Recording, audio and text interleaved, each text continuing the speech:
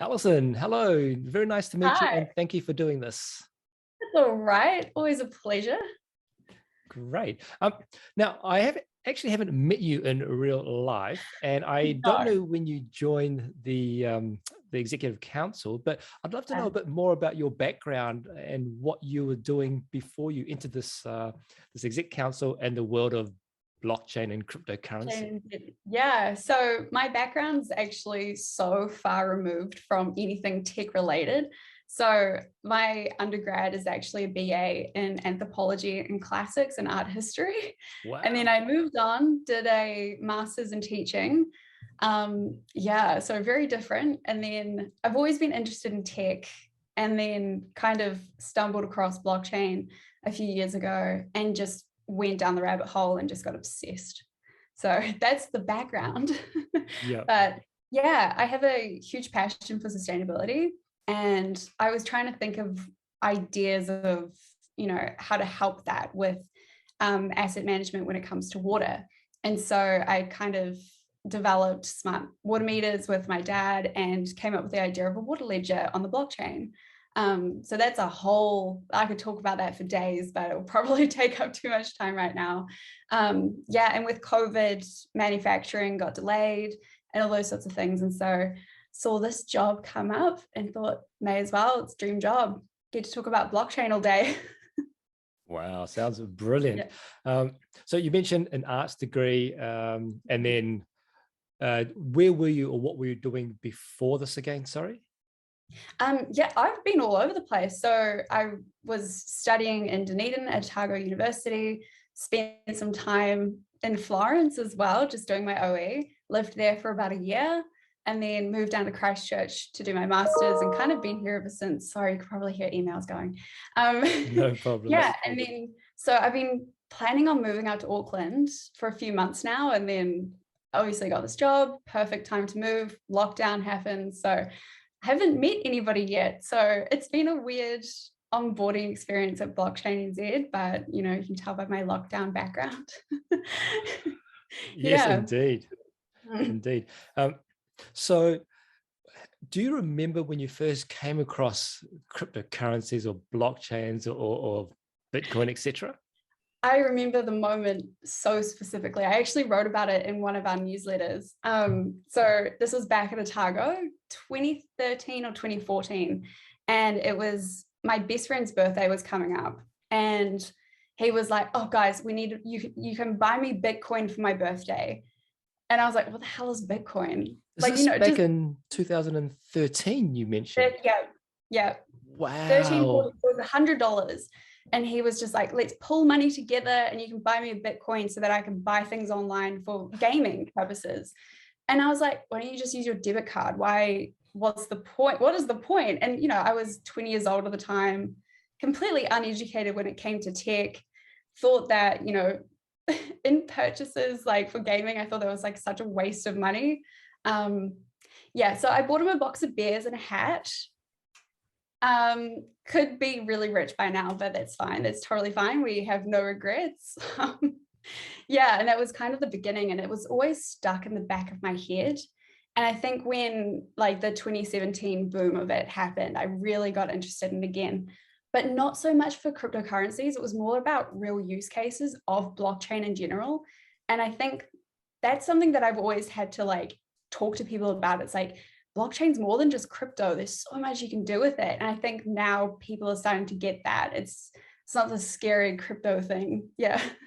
I can kind of relate to that because I remember back in 2013, 14, watching One News and Yeah. Peter Williams was there talking about Mount Gox. Oh And that yeah. was when I first heard of it. And again, I just dismissed it, saw it, and Yeah. just thought nothing of it. Yeah. It's actually quite weird when you're like in the blockchain space and you're talking about it every day, you study it every day. It's one of those things that like if you're a complete nerd and you get it like not straight away, it took me a while, but it's something that you really have to educate yourself on because there's nothing out there in terms of like, formal education just yet. So I think, coming from a background in like classics and teaching, it's actually been such like an opportunity for me to break into that space, that technology space that I didn't think was possible before because I have no technical background. And yeah, I feel like I nailed it life at the moment just because I managed to slip in right at the, right time. Yeah. Got it. It's quite different to your classical studies, your arts, into technology, right? So where's the link? Yeah. Is this a career shift for you, or what's Yeah, happening? complete shift. I think, I think when you start university at like 17, you don't know what you're doing. I had no idea what I wanted to do, what I wanted to be. I just wanted to study things that I was so passionate about. And I just thought, oh, I can figure it out along the way. And I think I'm so glad that I did that because now I have a really good strategic mind. I understand the social impact that technology has. Like, I've always been interested in technology, but that was always on the sidelines, not so much what I wanted to do. But, now that I'm, almost 30, getting there, it's like, can kind of see the value outside of just being a programmer or doing the technical aspects. And I think I'm more suited to strategy and like big picture thinking. Yeah, I think you're correct. When you're 17, Mm. if you know what you want to do at 17, then good on you. But Yeah, many of us don't, right? no, no, it's a big ask. And I know that everyone was like pushing law and I was like, nah, I'm just going to study classics and look at vases all day. Complete 180 though. But yeah, I think, especially with blockchain, I think that I got very lucky, very, very, very lucky. Right timing. Yeah. And I guess leading on to that, the blockchain executive council, you had an opportunity there, right? So how did that happen? And what do you do Yeah. there? I'm not actually on the council. I am the manager. So Ah, I do all the daily operation stuff. So I'm employed by NZTech and I actually am the community manager there. So I manage 3 different communities. So one of them, obviously, Blockchain New Zealand, another one's IoT Alliance and LocationTech. And it's so basically what I do is I do all the operational side of things for the executive council. So any of their initiatives, I follow through on those. So that's basically account management for our members. I help plan the events and do all that side of things, as well as all the communications and doing research, writing submissions to government or, the central bank or the Reserve Bank. So it's quite a big job. But one of the things that I think is very special about my job is that I'm across different types of technologies. And so, everyone wants to get into the blockchain game at the moment. And so with LocationTech, we're talking about things like supply chain logistics, IoT. It's like, what do we do with all the data? How do we manage that? How do we bring in blockchain and AI? So I'm kind of marrying all these different technologies every day and thinking and wanting to do a lot of research around that. So that's basically what I do at NZTech and Blockchain New Zealand. So it's really fun. I really enjoy it. Get to do a lot of writing about blockchain. It's really cool.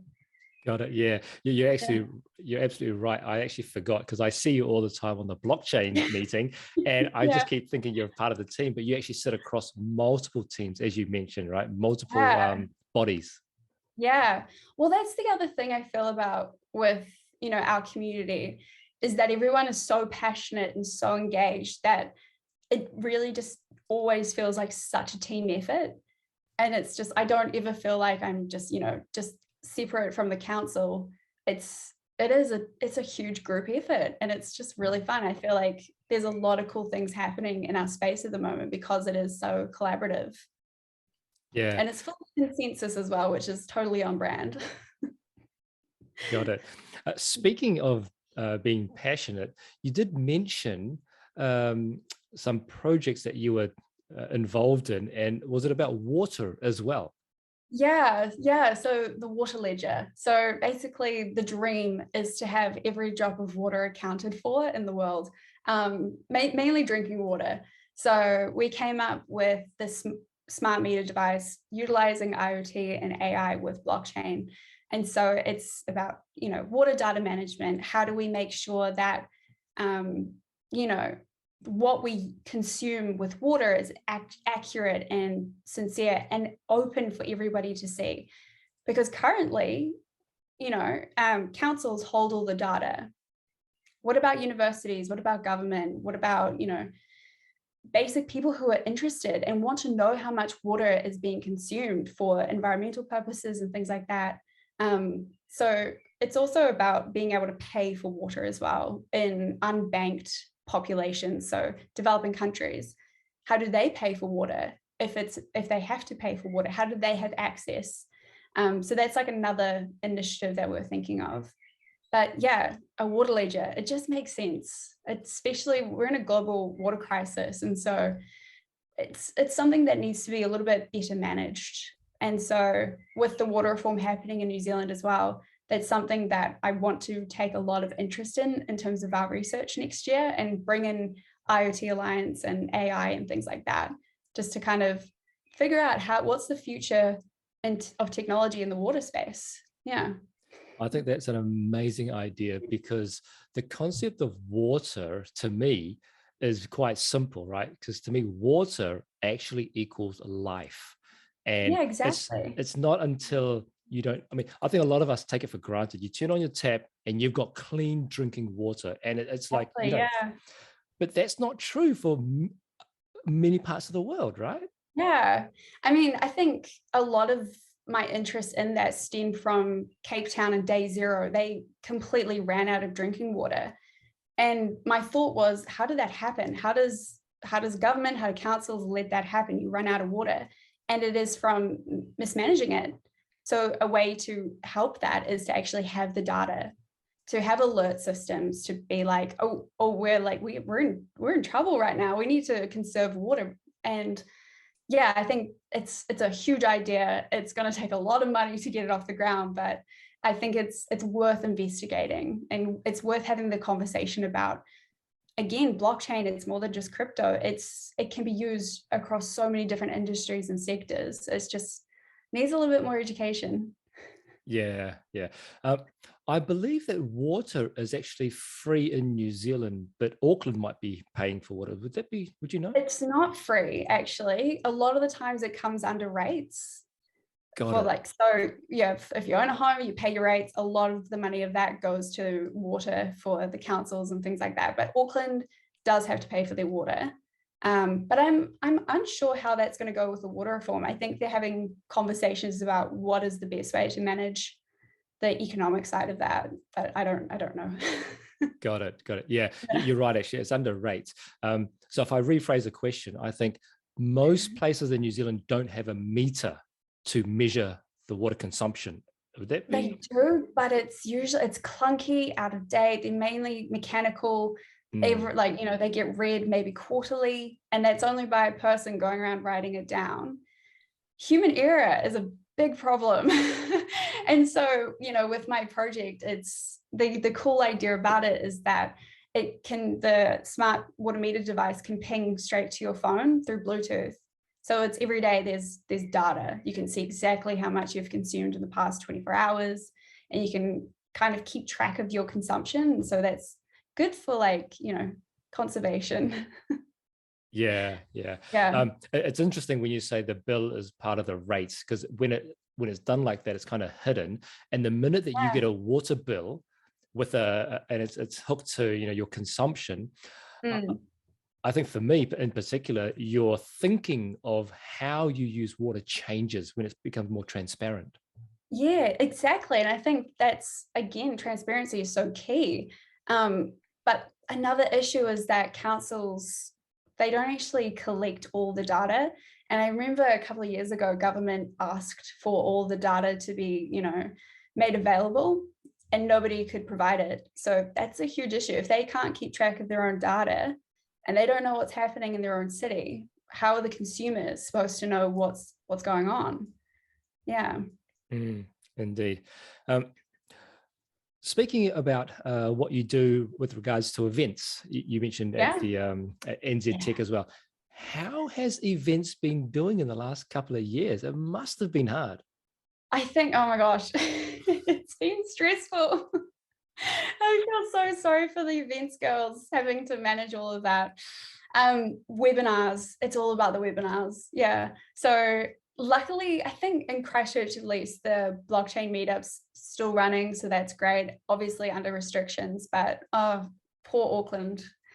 They've, so many, but webinars have been doing really well, especially for our anti-money laundering webinar with digital identity. That had a really good response. I think it was about 150 people turned up for that, which is great for a webinar.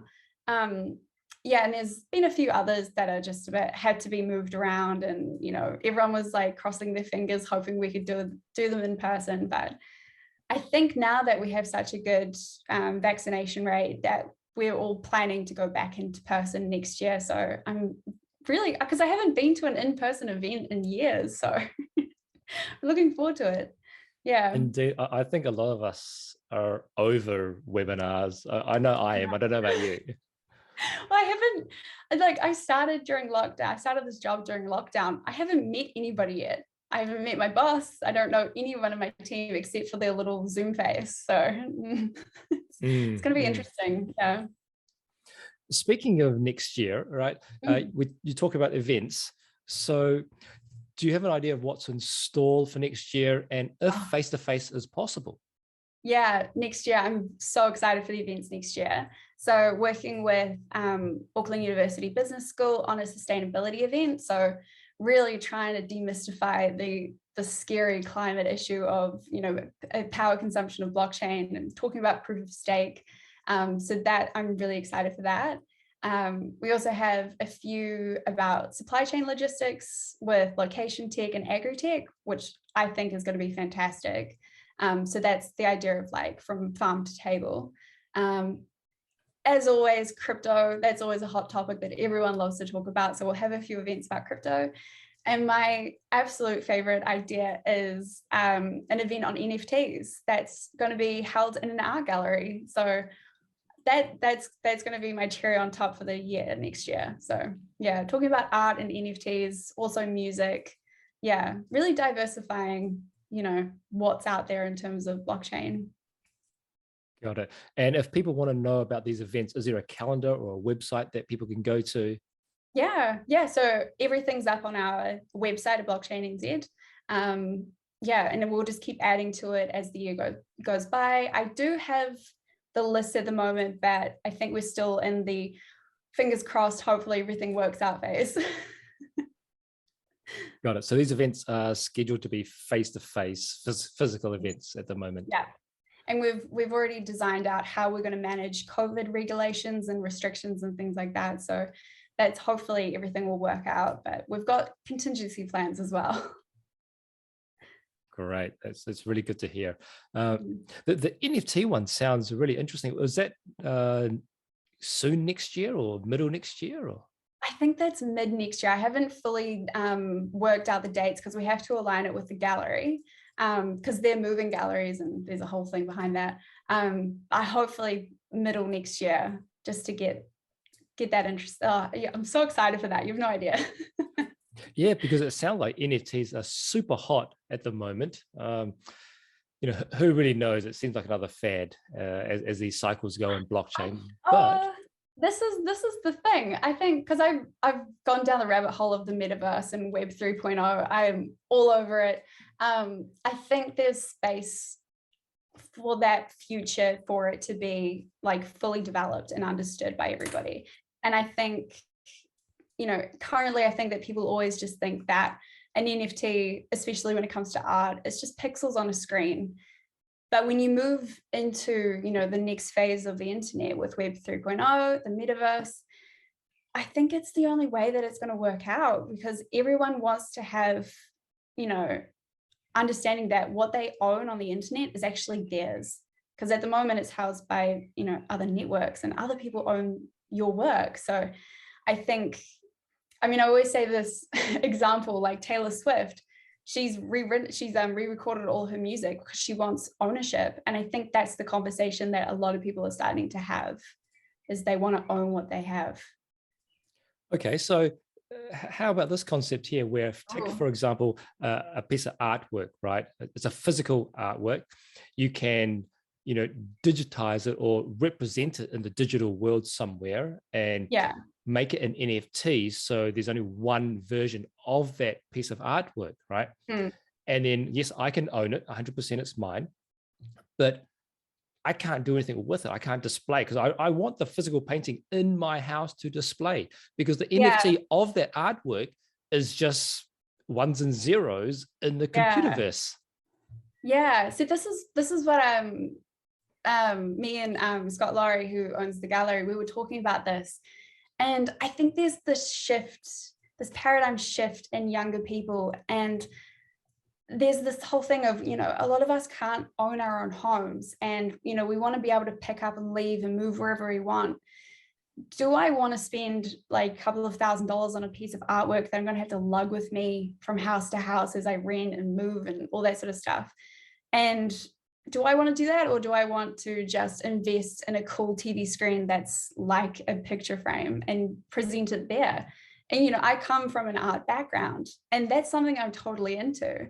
So there's also another really like funny art history nerdy side of me that's also like, well, back in the day with Mona Lisa, when things started becoming mass produced and like, getting little postcards of the Mona Lisa at museums, everyone was so stoked to be able to have a little piece of that artwork with them wherever they went. And the artist Marcel Duchamp, he took one of those postcards of the Mona Lisa and drew all over it. And then that itself became another piece of art that's now hugely famous. And so that's kind of what myself and Scott Laurie were talking about with NFTs. And that's kind of what started that conversation with him as well. So I don't know, I think we're in a new like sort of phase of art. And so I'm getting really excited about that. What's to come, I don't know, but I think again, it's with all new technology, it's that clunky beginning before everyone kind of revs up and gets going. Indeed. And it actually sounds like maybe your background in arts and all that stuff is coming into the forefront and being useful. Yeah, that's what I'm saying. It's just like, I do think there's some perks when it comes to someone who has a different background, because you can come in with fresh ideas and understand, okay, well, you've created this technology, but why is it important to the everyday person? And I feel like I'm a really good mix of tech and, a normal person who doesn't really know technical things. Yeah. Yeah, that's a really good point, actually, because if you have everyone coming from the same background, it feels like an echo chamber where you're preaching to the converted already. Yeah, exactly. And I think I'm across other technologies as well, like LocationTech, and they're all about mapping and, GIS, GPS. And I just kind of said to them the other day, I was like, have you guys thought about the metaverse? And they're like, oh, no, we've got nothing to do with the metaverse. Absolutely not. And I set up a debate with my team there. And then I finally convinced them that there is space for location-based technology in the metaverse. And I think that's the thing. It's about breaking down the status quo, the way that everyone's always done the same thing. And yeah, I think it's again, re-educating people of this technology. Yeah. Just going back to the question of the events, you listed a whole bunch for next year. Are they primarily based in Auckland, or will they be spread around the country? Do you know? They're going to be spread across. I think predominantly a lot of them will be in Auckland. I think that's just easier for us to manage at the moment, but I think there will be space for supply chain to be in Christchurch, as well as other crypto ones.